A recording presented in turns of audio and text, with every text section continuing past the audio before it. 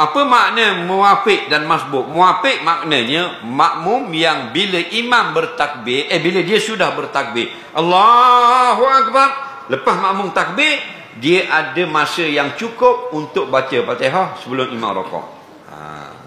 Itu makmum muwafiq. Apa makna makmum masbuk? Mansubika minal imam, makmum yang sudah tertinggal daripada imam. Mana makmum yang bila takbir Allahu Akbar, lepas akbar tu dia tidak ada ruang yang cukup untuk baca Fatihah sampai habis, melainkan imam akan rakaat dulu. Contoh, imam sudah baca surah Bismillahirrahmanirrahim, makmum baru naik tersejik. Tu imam qul huwallahu ahad, makmum Allahu Akbar. Bila akbar, imam ada berapa ayat ni? 3 lagi. Allahu samad, ada 3 ayat lagi. Kita 7 ayat makmum. 7 dengan 3, siapa habis dulu? Habislah imam dulu. Mana makmum ini mesbuk. Kerana lepas takbir, dia tidak ada masa yang cukup untuk habiskan bacaan Fatihah yang pertengahan. Jelas tak lagi? Apa makna muwafiq? Lepas pada makmum takbir, dia ada masa yang boleh dihabiskan Fatihah sebelum imam rakaat. Walaupun dia takbir sejam lambat daripada imam.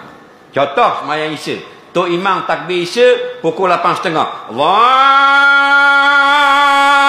Akbar. Makmum tengah sembahyang, tengah mandi junub rumah. Tengah mandi junub rumah. Tok imam takbir sembahyang Isya, dia tengah mandi junub. Tok imam baca surah yang ke-20, surah Al-Baqarah. Bismillahirrahmanirrahim. Alif lam mim. Zalikal kitabul la raiba fih.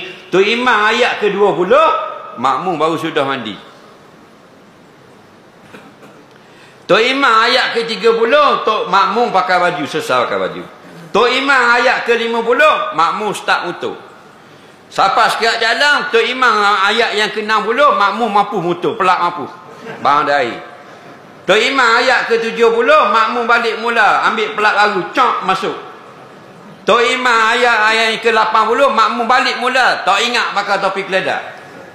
Tok imam ayat ke-90, start motor, hidup, mari dengan topi keledak, tang ke masjid setirik. Siapa ke atas masjid, jirit masjid. Tok imam ayat ke-100, dah tak lagi. Bermakna ada 100 lebih lagi ayat, sejam lebih lagi. Makmum pun takbir Allahu Akbar. Tok imam ayat ke-115, sejam lagi. Makmum masbuk ke muwafiq? Baru faham lagi.